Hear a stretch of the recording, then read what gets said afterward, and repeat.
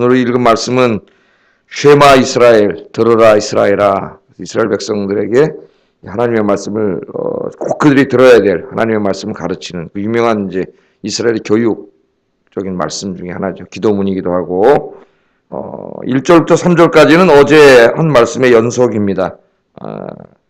하나님께서는 우리가 복받기를 원하신다 그랬죠. 우리만 복받는 게 아니라 우리 자녀들 또 우리 그 후손들이 영원히 하나님의 복을 받아서 살기를 원한다. 그게 하나님의 마음이라는 걸 가르쳐줬고, 그렇게 하나님의 복을 받으려면 우리 마음대로 막 살면 안 되고, 우리 세상 사람들 사는 대로 죄 짓고 그렇게 살면 안 되고, 하나님 말씀대로 살아야 된다. 그럼 하나님이 복을 주신다. 이제 그런 말씀을 증거했습니다. 이제 3절까지 계속되고요. 4절부터 이제 쉐마 이스라엘, 이스라엘아 들으라 이 말씀이 시작이 돼. 오늘 이 말씀의 주제를 내 하나님 여호와를 사랑하라 그렇게 정해봤습니다. 누구를 사랑하자고요? 네 하나님 여호와를 사랑하라. 여러분 요즘 가장 사랑하는 게 뭡니까? 누구를 가장 사랑하십니까, 여러분? 마음으로 한번 대답해 보세요. 진짜로. 내가 가장 사랑한다 그러면 어떻게 될까요? 내 마음속에 항상 그게 생각이 들겠죠. 내가 먼저 눈을 뜨면은 항상 내가 제일 먼저 생각하고 내 마음을 하루 종일 장악하고 있고, 그렇죠. 내 관심과 모든 것을 장악하고 있어서 내가 늘 의식하고 있으면 생각나는 그것, 그분, 그 사람, 내가 사랑하는 겁니다. 누구죠? 여러분은 누굽니까? C.S. 루이스라고 하는 사람이 네 가지 사랑이라는 책, 유명한 책입니다. 그 네 가지 사랑이라는 책에서 사랑을 신학적, 철학적으로 다룬 가장 잘 쓴 책 중에 하나예요. 이 책이. 네 가지 사랑이라는 책에서 이렇게 말을 했는데, 사랑에 대해서 가르치면서 이렇게 말합니다. 사랑은 그 대상이 하나님이 아닐 때, 여러분이 뭔가를 사랑하고 있어요. 그런데 그 사랑하는 게 하나님이 아니에요. 하나님이 아닐 때, 그런데 그것이 절대적이 될 때, 그러니까 내가 뭔가 누군가를 사랑하든지 무엇을 사랑하든지 사랑해. 근데 그 사랑하는 대상이 지금 하나님은 아니에요. 그런데 그 사랑이 절대적이야, 지금. 그러니까 하나님이 아닌 어떤 대상을 내가 절대적으로 사랑하는 거죠. 그렇게 사랑할 때 그 사랑은 사탄적이 되고 나를 타락시킨다. 그런 유명한 말을 했습니다. 그러니까 내가 사랑을 하고 있는데 그 사랑하는 분이 하나님이 아니에요. 너무나 사랑하는데, 아주 배타적으로 사랑하는데, 나의 모든 것이 다 집중돼서 내 마음을 다 장악하고 있을 정도로 사랑하는데 하나님이 아니면 그 사랑은 사탄적이 되고 나를 타락시킨다. 그런 유명한 말을 했습니다. 그래서 우리는 정말 중요한 게 있는데 이 하나님을 사랑하고 살아야 돼요. 우리 마음속에 그 어느 것보다도 그 누구보다도 하나님을 사랑하는 여러분 되기를 주의 이름으로 축복합니다. 자, 오늘 4절 5절에 보면 이렇게 말씀을 했어요. 이스라엘아 들으라. 우리가 이스라엘이죠. 그죠? 영적인 이스라엘이. 우리가 꼭 들어야 될 말씀입니다. 이게 뭐냐면은 우리 하나님 여호와는 오직 유일한 여호와시다. 10계명 1계명과 2계명의 말씀이에요. 우리가 믿는 하나님은 유일한 하나님이다. 유일한 하나님이다. 그렇게 이야기하고 있습니다. 이제 이스라엘 백성들이 들어가서 살아야 될 가나안 땅은 다실론 사회죠. 신이 하나가 아니라고 믿어요. 그 사람은 신이 굉장히 많다고 믿습니다. 근데 그 많은 신들 중에서도 우두머리 신이고 자기들의 그 어떤 행복과 풍요, 번영 이런 것을 줄 수 있는 신은 바알과 아세라라는 이 부부신이라고 그들이 믿고 있죠. 그 외에도 엄청나게 많은 신들이 있다고 그들은 믿고 있어요. 신들이. 거기 들어가서 이제 살아야 됩니다. 그러면 이 사람들은 금방 어떻게 돼요? 자기가 살고 있는 문화에 동화되기가 너무 쉬워요. 그래서 하나님께서 미리 이제 이 10계명을 주시고 가르치시는데 오늘 그걸 다시 설교하는 거예요. 1계명을. 우리 하나님 여호와는 오직 유일한 하나님이다. 유일한 하나님이다. 그러니까 하나님 한 분밖에는 참신은 없다. 가나안 사람들이 믿고 있고 가르치고 있는 모든 신들은 다 뭐예요? 거짓이요. 가짜다. 그런 신은 존재하지 않는다. 그들이만 나무로 어떤 신상을 만들어 놓고 돌로 신상을 만들어 놓고 뭐 하늘에 태양도 만들고 달도 만들고 별도 만들고 별로 신을 다 만들어 놓고 그게 신이라고 섬기고 있지만 하나님만이 유일한 신이고 그런 신이 있어요? 없어요? 없어요. 그건 한낱 뭡니까? 자기가 만든 거예요. 여러분 우상이라는 게 뭡니까? 인간이요? 자기가 만들어 놓은 거예요. 자기가 돌로 신상을 만들어 놓고 그걸 의지하고 거기 가서 기도하는 게 어리석은 인간이에요. 예? 다 자기가 만든 거 아닙니까? 인간의 장인들이 가서 만든 거예요. 그게 뭐 말할 줄 알아요. 뭐 우리의 뭐 문제를 해결해 줄 줄 알아요. 근데 인간이 불안하니까 자기가 만들어 놓은 거 신으로 섬겨요. 자기가 만들어 놓은 거. 지금도 마찬가지예요. 자기가 만들어 놓은 통장, 부동산, 자기가 만들어 놓은 어떤 이 의지하는 것들, 인맥 이런 것들을 신으로 섬겨요. 불안하니까 뭔가 가지고 있어야 되니까 똑같은 거예요. 지금하고. 오직 신은 참 신은 누구밖에 없어요. 여호와 하나님밖에 없습니다. 19세기에 들어오면서 우리가 계몽주의라고 하죠. 인간의 이성을 강조하고 야 지금이 어떤 시대인데 만물의 영장이라고 하는 인간이 무슨 하나님이 어딨냐. 서양 사람들의 생각을 평생 자기들이 믿어왔다는 하나님을 버리는 거죠. 하나님이 어디 있고 무슨 하나님을 의지하고 살아. 계몽된 인간이 자기가 자기 이성을 가지고 자기 인생을 자기가 개척하고 살아야지. 그래서 니체가 뭐라 그랬어요? 신은 죽었다 그랬죠. 신은 죽었다. 그 말이 무슨 말입니까 여러분? 신은 죽었다는 말이. 니체 이전에 이 유럽의 2000년 역사는 기독교 역사예요. 그들은 다 하나님이 존재하신다고 믿고 살았고 힘들고 어려울 때 불안할 때 자기 힘으로 어떻게 할 수 없을 때 교회 가서 기도하면서 하나님 의지하고 살았죠. 그런 모든 행위를 다 미신으로 치부하고 그런 하나님 어딨냐. 그런 하나님은 죽었다. 없다. 존재하지 않는다는 말이에요. 그러므로 이제부터 우리 인생은 자기가 개척해 나가야 돼. 근데 니체가 생각하기를 2000년을 믿어왔던 하나님이 죽었다 없다. 그렇게 사람들이 생각하기 시작하면 멘붕에 빠진다는 거예요. 불안해서 살 수가 없다는 거죠. 니체가. 그래서 어떻게 하라는 거예요? 자기를 어떻게 더 강하게 자기를 강하게 만들어야 돼요. 자기 운명과 맞서서 싸워야 된다 그랬어요. 여러분 그래서 유행가 어떤 가수가 나와가지고 그 니체 유명한 말 아모르 파티. 아모르 파티 하면서 그러죠. 어떤 여자 가수가 아모르 파티. 그건 뭐예요? 네 운명을 사랑하라 그런 말에 네 인생에 닥쳐오는 수많은 그 고난과 역경과 살다 보면 그런 게 있잖아요. 그런 것들을 이제까지 무슨 하나님 존재하지도 않는 하나님 앞에 가서 여러분처럼 새벽에 나와서 기도하고 의지하고 그러지 말고 그 운명이 힘들더라도 네가 맞서서 싸워가지고 이겨나가라는 거야. 그게 바로 아모르 파티예요. 그러니까 여러분 아모르 파티는 반기독교적인 거예요. 기독교는 그것도 모르고 아모르 파티 안 됩니다. 그러려면 어떻게 네가 강해지라는 거예요? 네가 초인이 되라는 거예요. 자기 내적인 자아를 강화시켜가지고 강한 인간이 돼서 운명과 맞서서 싸워 아모르 파티. 나는 왜 이러지? 자상하지 말고 아모르 파티. 네게 닥쳐오는 운명을 살아가고 맞서 싸우라는 거예요. 너를 도와줄 하나님은 없다는 거야. 그러니까 네가 싸우라는 거예요. 그러려면 네가 강해져야 된다는 거예요. 네가 거인이 돼야 된다는 거예요. 그게 여러분 21세기 지금까지 젊은 지성인들에게 얼마나 많은 영향을 미치고 있고 오죽하면 노래까지 나왔겠어요. 아모르 파티. 그리고 이 100만 권 이상이 팔린 그 서울대학의 그 이름 교수 이름도 생각도 안 나네. 애들이 아프니까 청춘이다 이런 책을 써가지고 애들이 그 책을 읽고 엄청 위로를 받았다고 하는데 거기에도 제가 읽어보니까 어떤 너무나 막 인생의 역경이 닥쳐오는 청년에게 그 사람이 위로하는 말이 니체의 말로 내가 위로하겠다는 아모르 파티. 네 운명을 사랑하라. 네가 약해지지 말고 네 운명과 맞서 싸워라. 이 말을 거기서 썼더라고. 그 책을 100만 명 이상의 아이들이 읽었어요. 우리 아이들도 다 읽었는데 그 글을 읽고 그런 글을 읽고 또 학교에 가서 선생들한테 이런저런 얘기를 조금씩 들으면서 자기도 모르게 세뇌가 돼가지고 아이들의 마음속에요. 지금 자꾸 젊은이들의 마음속에 하나님이 사라져요. 그래서 하나님이 존재하시고 살아계시고 인격적인 하나님을 잊어버려가지고 믿음에서 떠난 아이들이 많아지고 있습니다. 굉장한 젊은이의 위기예요.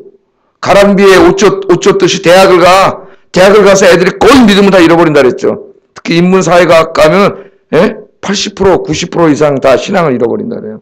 알게 모르게 그런 교수들이 와서 뭐라 그럽니까? 포스트 모더니즘. 특별히 21세기는 이제 그런 신은 죽었다. 이런 모더니즘 사상을 접고 뭐라 그래. 이제 신이 너무나 많아. 포스트 모던 시대에는. 이것도 신이고 저것도 신이고 범실론이에요. 다 신이에요. 다 신이면 신이 없는 거나 마찬가지예요. 그러면서 뭐라 하는 거예요. 이런 교수들이. 절대적인 진리는 없다. 절대적인 신은 없다. 다 상대적이다. 이렇게 떠들어대잖아요. 그렇게 해서 우리 아이들의 마음속에 있던 신앙을 무너뜨립니다. 그렇게 4년을 대학 다니면 다 조금씩 다 무너져가지고 그런 애들을 보면 회의가 오고 흔들린다 그래요. 정말 하나님 계신가?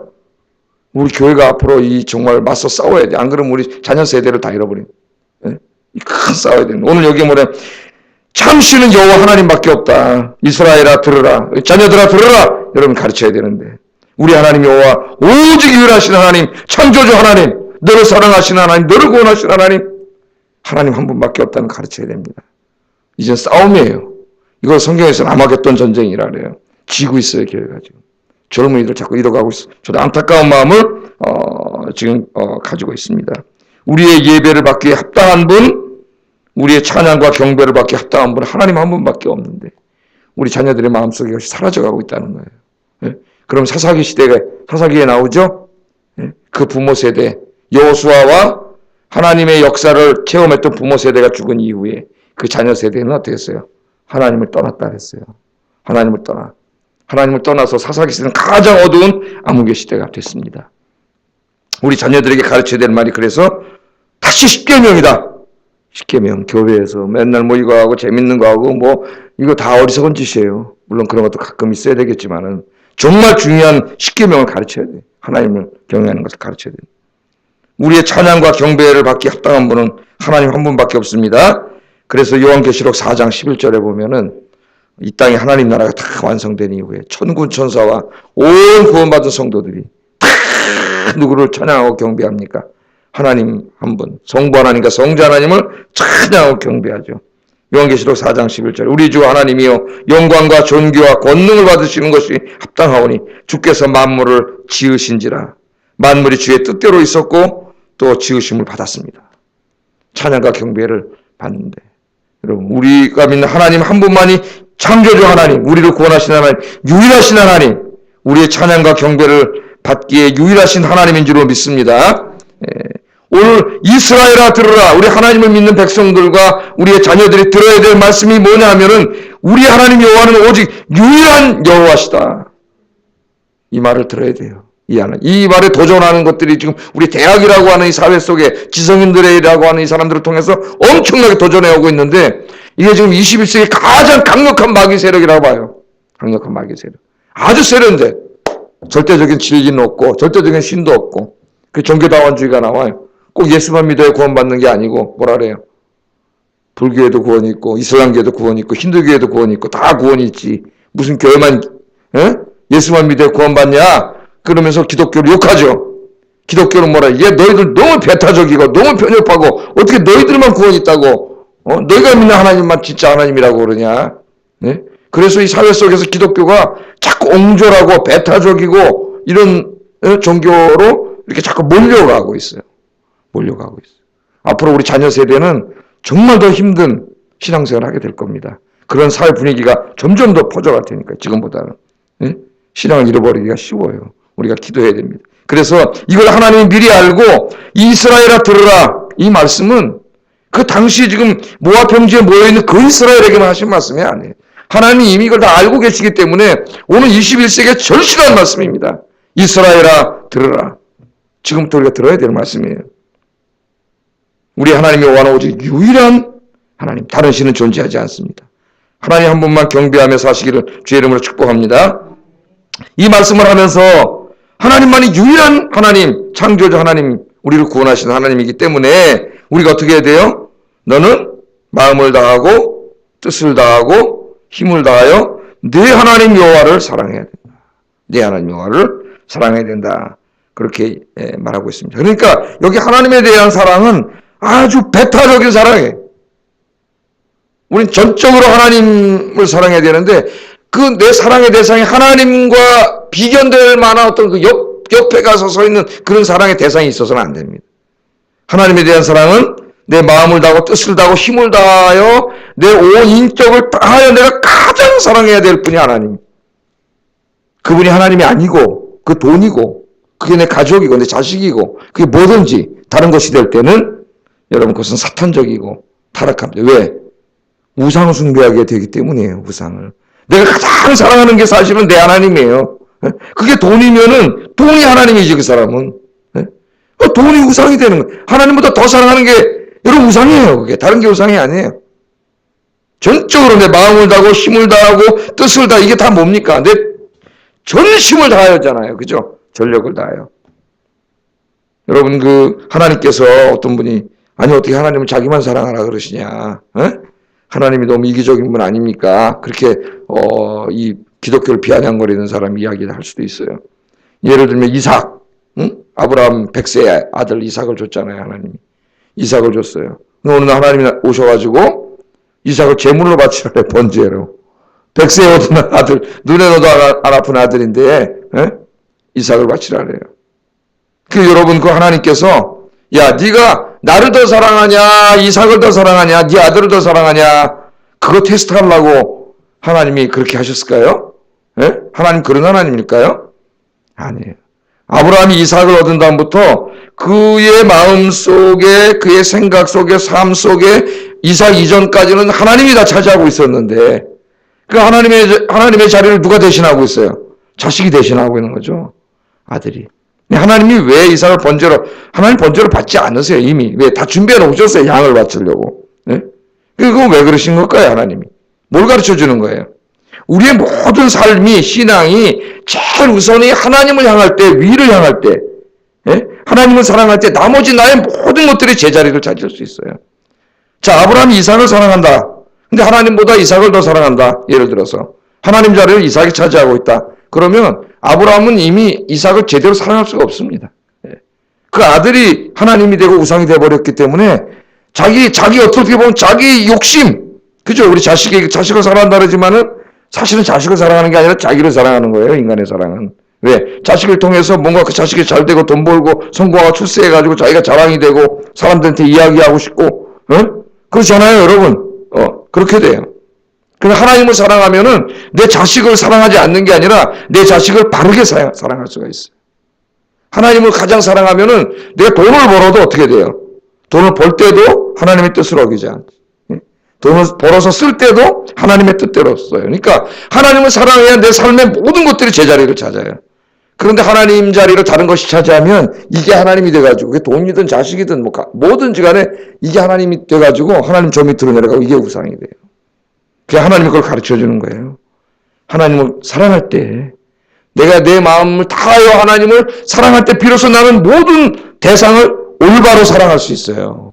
올바르게 사랑하지 말라는 말이 아니에요. 하나님과 무슨 네가 사랑하냐 내 아들 사랑하냐 하나님 그런 유치한 하나님이 아니세요. 가르쳐 주는 거예요. 내가 절대적으로 사랑하는 분이 하나님이 될 때에만 내 자식도 남편도 아내도 돈도 내 집안도 가정도 다 바르게 하나님 기뻐하시는 사랑을 할 수가 있어요. 그래서 예수님도 베드로 찾아가서 일 시킬 때 뭘 물어봅니까? 이 모든 것들보다 우리말 성경에는 이 사람들보다 그랬지만 사실 이 모든 것들이에요. 사람을 포함한 모든 것들. 네가 먹고 사는 이 배 이런 모든 것 친구들 고향 이 모든 것들보다 나를 더 사랑하냐? 그 3번이나 물어보지 않습니다. 왜? 그게 제일 중요하기 때문에. 예수님을 가장 사랑해야 그 남은 인생이 올바른 인생을 살 수 있어요. 하나님 기뻐하시는. 그래야 주님의 제자가 될 수 있는 거예요. 그래서 예수님 3번 물어본 거예요. 또 산상설교에서도 먼저 그 나라와 그 의를 구하라. 먼저 그 나라와 그 의를 구하라. 이 말씀은 하나님께서 세상 일을 무시하고 하나님 일만 해라. 그런 말씀이 아닙니다. 하나님 너무나 잘 아세요. 우리 육신의 몸을 입고 있는 이상은 이 땅에 먹고 살기 위해서 열심히 일해야 되고 우리도 여기 육의 양식이 있어야 되고 집도 있어야 되고 하나님 다 아세요. 그거 하지 말라는 얘기가 아닙니다. 먼저 하나님 나라와 의를 구할 때에야 비로소 내가 하는 모든 일이 제자리를 찾고 하나님 앞에서 올바르게 할 수 있기 때문에 먼저 그 나라와 의를 찾으라는 거예요. 그렇지 않겠어요? 여러분 아까 내가 돈 버는 얘기를 자꾸 하는데 우리가 돈에 관심이 많기 때문에 내가 먼저 그 나라와 그 의를 구하고 하나님을 생각하는 사람은 내가 돈을 벌 때도 여러 가지 옵션이 있겠죠. 보니까 이 돈 한 1,000만 원 버네 한 달에 여기는 700만 원 버네 여기는 500만 원 버네 그래서 1,000만 원 버는 일을 하고 싶겠죠. 누구나 딱 보니까 근데 하나님을 섬기는데 이게 방해가 돼. 그러면 하나님을 먼저 사랑하는 사람이 일을 택하지 않아요. 왜? 하나님을 사랑하기 때문에. 조금 수입이 적어도 그거 택하겠죠. 여기서부터 차이가 나는 거죠. 차이가 나는 거예요. 돈을 사랑하는 사람은 하나님이 뭐고 그냥 1,000만 원 뜯겨버리겠죠. 그럼 그 사람이 어떻게 되겠어요? 하나님으로부터 타락한 길로 가서 망하는 거예요. 그래서 이것은 무슨 하나님 이걸 더 사랑하냐 나를 더 사랑하냐 이런 유치한 일을 하는 게 아니고 우리가 하나님을 전적으로 먼저 사랑하게 될 때에만 비로소 우리의 모든 사랑이 정상적인 사랑이 되고 하나님 기뻐하시는 사랑, 정말 올바른 사랑을 할 수 있어요. 예? 그런 사람은 절대 돈 때문에 타락하지 않습니다. 돈을 벌 때에도 하나님 기뻐하시는 방법으로 벌게 되고, 쓸 때에도 하나님 기뻐하는 일에 쓰게 되겠죠. 우리 성도님들이 그렇게 되시기를 주의 이름으로 축복합니다. 마음을 다하고 뜻을 다하고 힘을 다하여 네 하나님 여호와를 사랑하라. 이게 제일 중요해. 하나님을 사랑하라. 그 여러분 뭘 사랑하는지 지금 생각하셔야 됩니다. 자, 그런데 이 신명기 말씀은 오늘 이 말 왜 사랑하라고 했는지 우리가 이해를 해야 되는데, 여러분 내가 누군가를 사랑하면은 여러분 어떻게 돼요? 그 사람의 말에 집중하게 됩니다. 그 사람 말을 들어요. 그리고 그 사람 말을 들어주고 어떻게 해요? 예? 그 말을 뭐 좀 부탁하면 다 들어주잖아요. 그죠? 나 사랑해. 그래서 그 뭐 부탁했는데 내가 안 들어주면은 그 말이 거짓말이죠. 사랑하는 사람이 집중하게 돼 있어요. 하나님을 사랑하는 사람은 당연히 하나님 말씀도 사랑하게 돼 있습니다. 하나님을 사랑하기 때문에. 그래서 옛날에 연애할 때 연애 편지를 처음 받고 그 편지를 서랍 속에 넣고 하루에 한 몇십 번도 더 읽었어요. 예? 잘했다, 뺐다. 왜 그럴까요? 그 편지에 글 쓴 게 뭐 그게 뭐라고 읽을까요? 예? 성경책을 그렇게 안 읽으면서 신학생이 성경책을 그렇게 안 읽으면서 그거 뭐라고 뺐다 계속 읽을까요? 왜 그럴까요? 그 편지를 쓴 사람을 사랑하기 때문에 그런 거죠. 편지를 쓴 사람. 여러분 이 성경 말씀 뭐예요? 하나님이 우리에게 보내신 말씀. 우리를 너무나 사랑하시는 하나님이, 외아들을 주시기까지 사랑하신 하나님이 우리에게 보내신, 어떤 목사님 그러잖아요. 연애 편지라고. 우리 너무 사랑해서 우리가 하나님 복 받고 살기를 원하시기 때문에, 예? 이걸 주신 거예요. 왜? 이 말씀대로만 살면 하나님의 복을 받기 때문에 하나님 주신. 이거 우리를 부담을 주려고 주신 말씀이 아니에요. 예? 그러니까 하나님을 사랑하면 뭘 사랑하게 되면 당연히 이 말씀을 사랑하게 되죠. 말씀을 읽고 또 읽고, 예? 그렇게 되지 않습니까? 옛날 연애 편지 찾아 읽듯이 그렇게 계속 하나님의 말씀을 읽게 되는 거예요. 그래서 성경, 오늘 이 성경 신명기에서 특별히 하나님을 사랑하라고 하는 말씀은 감정적인 것만 의미하는 건 아닙니다. 사랑은 어떻게 보면 우리가 감정이라 그러잖아요. 그죠? 감정인데 감정적인 것만이 아니에요. 이 성경에서 말하는 사랑은 그렇기 때문에 바로 하나님 사랑하는 대상에 대한 헌신과 순종이에요. 순종.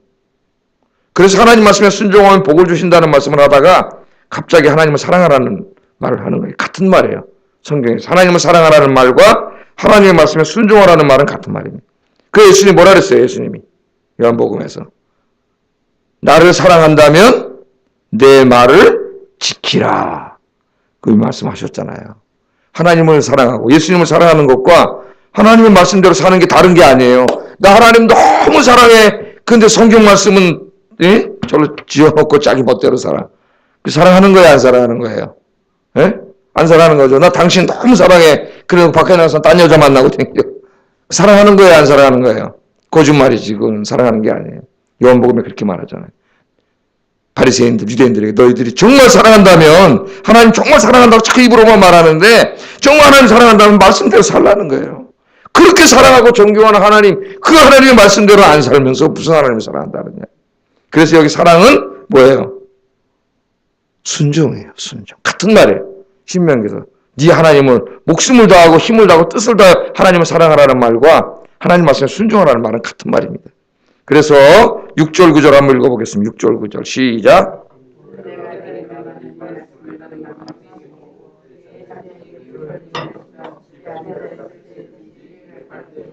누워있을 때든지 일어날 때든지 이 말씀을 강론할 것이며 너는 또 그것을 내 손목에 메어 기호를 삼으며 내 미간에 붙여 표로 삼고 또 내 집 문설주와 바깥문에 기록할지니라. 아멘. 이 말씀 가만히 보세요. 하나님의 말씀이 내 마음 속에서부터 시작해가지고 그 다음에 내 가정으로 그리고 사회의 모든 공적 영역으로 확대돼 가고 있습니다. 말씀 속에 하나님이 제일 먼저 하나님 말씀 어디다 두라 그랬어요?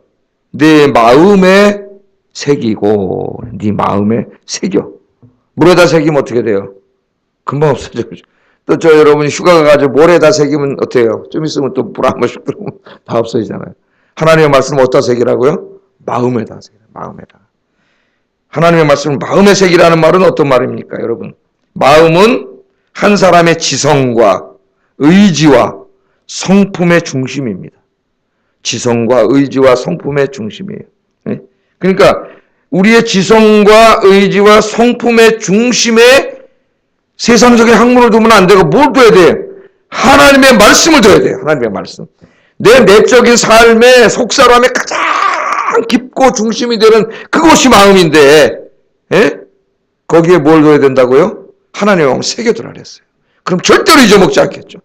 이쪽 귀로 듣고 이쪽 귀로 흘리지 말고 그 마음에 말씀을 받을 때마다 들을 때마다 마음의 중심에 하나님의 말씀을 들어야 돼요. 그렇게 하려면 늘 하나님의 말씀 듣고 읽고 묵상하고 암송해야 됩니다. 그래 암송이 굉장히 중요해요. 하나님 말씀이. 그래서 그 말씀이 막 모든 상황 속에 내 마음속에 있기 때문에 모든 상황 속에서 말씀이 막 생각이 나는 거죠. 네? 하나님의 말씀 위로가 되고 때로는 나에게 책망을 하기도 하고 그 말씀이 나를 올바른 길로 이끌어가기도 하고 내 선택에 하나님 기뻐하시는 중요한 선택을 하게 하기도 하고 하나님 말씀이 내 마음속에 있어야 돼요. 여러분 마음의 중심에 뭐가 있습니까? 하나님 말씀이 있어야 돼요. 그래서 하나님 말씀을 먼저 마음에 새기세요. 마음에 계속 묵상하세요. 암송하세요. 들으세요. 그 말씀을 계속 묵상해야 들은 말씀, 읽은 말씀을 묵상해야 그게 마음에 그 말씀이 계속 새겨져. 그리고 여러분 마음에 새겨진 건 어떻게 자꾸 생각이 나죠. 네? 잘 때도 생각이 나고 자꾸 생각이 나요. 하나님 말씀. 그렇게 될 때 그 말씀이 위로가 됩니다. 두려워 말라. 내가 너와 함께 함이니라. 오늘 너무 힘든 일이 있고 두려운데 이 말씀이 마음속에 있는 사람 어떻게 돼요? 두려움이 찾아올 때 하나님이 그 말씀을 탁 생각나게 하시. 그럼 두려워 말라. 내가 너와 함께 함이니라. 그럼 어떻게 돼요? 이게 얼마나 위로가 되고 힘이 되는지 모릅니다. 마귀가 가져다 주던 불안과 두려움이 싹 사라져버려요. 내가 죄 지려고 할 때도 하나님의 말씀이 확 생각이 나요. 예? 그 말씀이 우리 승리하게 하는 거예요. 두 번째는 어디다 두라 그랬어요? 말씀이 내 가정의 중심이 되게 하라 그랬어요. 내 가정에. 그래서 어떻게 합니까? 네 마음에 새기고 그 말씀을 마음에 새긴 부모만이 가정에 가서 가정을 말씀 중심으로 만들어요. 내 자녀에게 부지런히 가르치며 이게 학교 주일학교 선생님에게 하신 말씀이 아니에요. 우리에게 하신 말씀입니다. 가정에 돌아가서 네 자녀에게 부지런히 하나님 말씀을 가르치고 집에 앉았을 때든지 길을 갈 때든지 누워 있을 때든지 일어날 때든지 이 말씀을 가르치라 그랬어요. 이 말씀. 그러니까 내 가정에 여러분 식사를 할 때도 이런 말 할 때 저런 말 할 때 하여튼 가정의 가장 중심된 주제가 뭐가 돼야 돼? 하나님 말씀. 하나님 말씀이 돼야 된다. 이 말씀대로 안 하기 때문에 문제가 되는 거예요. 가정에서. 여러분 신앙교육은 주일학교 일주일에 애들 교회 한 번밖에 안 와요. 그거 가지고 되지 않습니다. 어림도 없어요. 어림도 없어요. 가정에서 부모들이 하나님 말씀을 가르쳐야 돼요. 하나님 말씀을 강조하고 여기 할아버지 할머니들도 많이 계신데 손주들 또 이제 손주가 생길 분들 어려서부터 가르쳐야 돼요. 어려서부터 하나님 말씀을. 그 다음에 그것을 어떻게 하라 그랬어요? 손목에 메고 기호로 삼고 미간에 붙여 표로 삼고. 그 이상하잖아요. 그 이스라엘 사람들은 실제로 옷에 이 끝에다가 이걸 달고 다녔죠. 문자적으로 해석을 했어요. 이스라엘 사람들은 이걸. 지금도 유대인들은요. 이거 문자적으로 해석을 해요. 그래서 여기 보면 그 다음에 어디다 붙이라 그랬어요? 집 문설주에다 붙이라 그랬죠. 예? 그래서 유대인들은 이걸 문자적으로 해석을 해가지고 이거 집 문설주에다가 지금 이 말씀 들으라 이스라엘하고 지금 쭉 나오는 말씀이 있잖아요. 여호와는 유일한 한 분이시니 마음을 다하고 목숨을 다하고 힘을 다해 네 하나님을 사랑하고 그 다음에 오늘 내가 내게 명한 이 말씀을 너는 마음에 새겨. 이 말씀을 요 말씀 지금 우리가 읽은 말씀을 그 양피지에다가 적어요. 적어가지고 그걸 말아서 그 유대인들의 집에 가면 특징이 한 1m 50 되는 그 대문에 1m 50 정도 되는 높이에다가 나무통을 만들어 놓고 이걸 메주조트라 그래. 메주조트. 그 안에 이 말씀이 들어가 있어요. 그 유대인 집은 딱 태가 나요. 벌써 그게 뭘 상징하는 겁니까? 아, 이거 무슨 형식적인 거 아니야? 형식적인 건 안 되지만 형식이 나쁜 건 아니에요. 형식이 있어야 형식을 보면서 생각을 하게 돼. 그건 뭘 다짐하는 거예요? 우리 가정은 무슨 중심이라는 거예요? 하나님 말씀 중심의 가정입니다. 말씀대로 살겠습니다. 예? 아이들이 맨날 집에 왔다 갔다 하면서 보고 자기도 왔다 갔다 보면서 집에다 매주 좋더라고. 이걸 만들어 놓은 거예요. 만들어 놓은 거예요. 그래서 여러분 유대인들은 이 말씀을 철저히 가정에서 내 가정이 말씀 중심의 가정이 돼야 됩니다. 여러분 이런 걸 위해서 이제 정말 눈물로 기도할 줄 알아야 돼요. 내 가정이 말씀 중심의 삶이 되고 이게 하나님이 복받는 비결이에요, 여러분. 근데 인간이 어리석게 자꾸 다른 짓을 해. 이렇게 하라는데 하나님이 그 다음에 어디다 붙이라 그랬어요? 바깥문에 기록할지니. 바깥문이라고 하는 것은 이스라엘의 공적사회, 법원이나 시장이나 어떤 공적인 일을 하는 대문, 그걸 바깥문이라는. 거기다 붙이라는 것은 뭐예요? 하나님의 말씀이 개인의 마음과 가정에서만 머물러서 아니라 그 사람들이 살아가는 공적 사회에서도 실천돼야 된다는 것. 그게 법원이든 시장, 경제죠. 경제든 일반 사회 모든 일에 있어서도 우리가 다 세상에 나가서 어떻게 살아야 돼요? 그리스도인들은 하나님 말씀대로 십계명대로 살아야 된다. 이걸 들으라 이스라엘아, 쉴마 이스라엘아 하고 하나님이 가르치신 아주 중요한 말씀인데, 이 말씀대로 살면 네가 복을 받고 네 후손이 자식이 복을 받고 네 후손이 복을 받을 거라고 하나님 말씀했는데, 이 말씀은 별로 중요하게 생각하지 않아요. 그리스도인들이. 유대인들은 정말 문자로 지켜가지고 대문에다 갖다 이걸 붙이고, 옷에다가도 여기다 띠를 만들어서 붙이고, 볼 때마다 정말 하나님 믿는 사람. 우리 기독교인들도 어떻게 그랬으면 좋겠어요. 문에다가 겹에 붙이니까 좀 겹에는 붙여보는데, 자동차에다가도 전부 하나 만들어서 그리스도인이라는 거 붙이면 새치기 안 하고 신호 안 위반하겠죠. 하나님 영광 가리기 위해서. 예, 하나님 말씀 중심의 삶을 사시는 여러분 되길 주의 이름으로 축복합니다. 기도하겠습니다. 들으라 이스라엘아, 하나님이 하신 말씀이에요. 오늘 말씀. 여호와 하나님은 유일하신 하나님. 우리의 온전한 예배와 헌신과 사랑과 순종을 받을 유일하신 하나님. 그 자리에 다른 것이 차지하지 않고 하나님이 차지하게 해주세요. 내 마음을 다하고 목숨을 다하고 힘을 다하고 뜻을 다하여 하나님만 사랑하게 해주세요. 내 마음 속에, 내 가정 속에, 내가 가는 모든 곳에 하나님의 말씀을 중심에 두고 말씀대로 살게 해주세요. 기도하겠습니다. 사랑하신